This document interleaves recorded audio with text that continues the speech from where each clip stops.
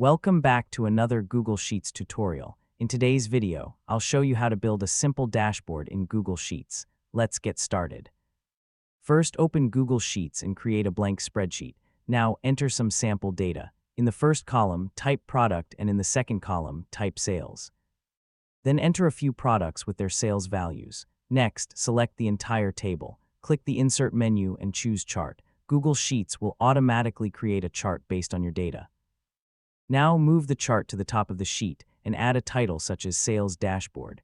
You can make the title bold and increase the font size to make it look more professional. This simple dashboard helps you visualize your sales data at a glance. Whenever you update the numbers, the chart updates automatically. That's it. You've successfully created a basic dashboard in Google Sheets. If you found this video helpful, don't forget to like, subscribe, and turn on the notification bell for more Google Sheets tutorials. Thanks for watching, and I'll see you in the next video.